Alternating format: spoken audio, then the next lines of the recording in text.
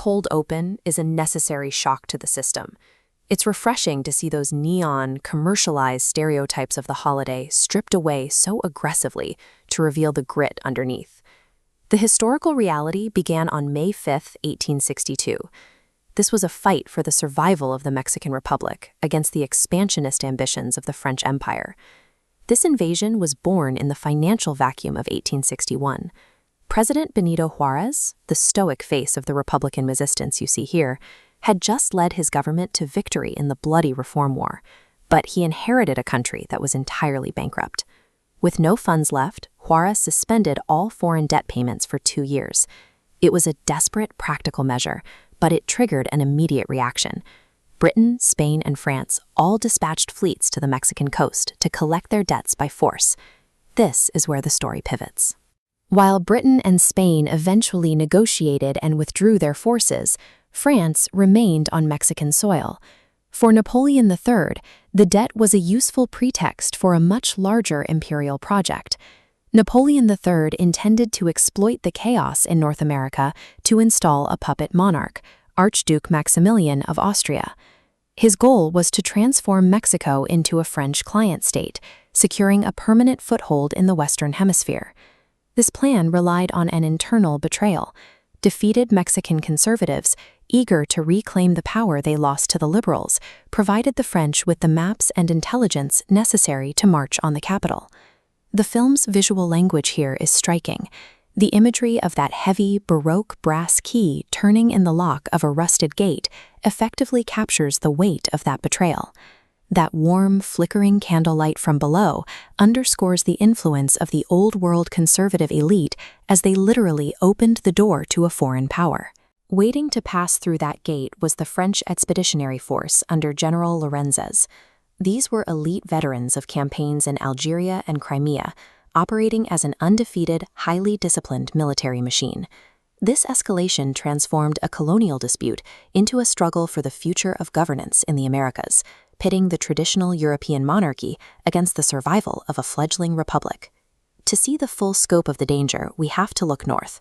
In 1862, the United States was entirely consumed by the Civil War, leaving it unable to enforce the Monroe Doctrine or prevent European intervention on its doorstep.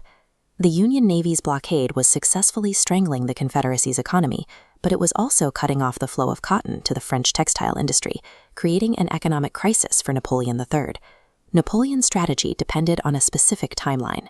Securing Mexico by mid-1862 meant establishing a massive overland supply route across the Texas border.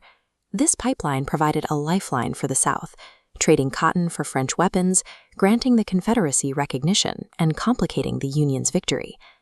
At that moment, the only force standing in the way of this strategic alliance was the under-equipped Mexican army holding the city of Puebla. When the two forces met at Puebla, the disparity was clear. Lorenzez commanded 6,000 veterans and rifled artillery, while General Ignacio Zaragoza led 4,500 local militiamen, many of whom were poorly armed and lacked formal training. I'm impressed by the way the film utilizes contrasting textures to tell this story. The cold, polished brass of the French industrial machine feels completely distinct from the organic, earth-toned aesthetic of the Mexican defense. Lorenzez operated with a sense of tactical invincibility. Assuming the local population would welcome him, he ordered a direct infantry charge up the steep, muddy slopes toward the formidable stone walls of Fort Guadalupe. The defense was relentless. 3 times the French charged, and 3 times the terrain and the tenacity of the Mexican forces threw them back. The visual of that hand-carved wood wedge jamming the industrial gears is a perfect metaphor for how the Mexican militia halted the French momentum. Zaragoza's victory did more than hold a hill. It effectively broke Napoleon's timeline. By delaying the French for a full year, the Mexican army ensured that the window for a French-Confederate alliance remained closed during the most critical phase of the American Civil War. The victory was short-lived. Zaragoza died of typhoid fever just months later, and by 1863, a massive French reinforcement army returned to successfully capture Mexico City. However, the tide turned again once the American Civil War concluded. U.S. pressure forced a French withdrawal, allowing Juárez to restore the Republic.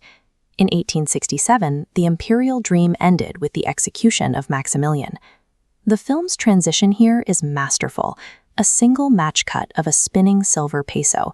It bridges the harsh daylight of the execution in Mexico with the warm, dusty atmosphere of a California saloon in 1862. This shift to California is where the holiday's true tradition begins. Mexican-American communities in the West began celebrating the victory at Puebla as a triumph for democratic values and a blow against the system of slavery. These early celebrations established Cinco de Mayo as a symbol of resistance and a commitment to Republican ideals during a period of global political transformation. This tradition was later amplified by the Chicano civil rights movement of the 1960s, which utilized the anniversary of the battle as a powerful symbol of cultural identity. The holiday's meaning shifted again in the 1980s. Aggressive corporate marketing campaigns began to prioritize beer and spirit sales, rebranding the date as a manufactured drinking holiday. You can see the result here, a skyrocketing spike in U.S. sales that is entirely absent in Mexico. This creates a strange modern disconnect. Outside of the state of Puebla, May 5th in Mexico remains a standard working day with little fanfare. The margaritas and sombreros came much later. The real significance of Cinco de Mayo lies in the defense of a single hill, a victory that complicated the Confederacy's international ambitions and provided the American Union with a critical strategic window during its darkest hour.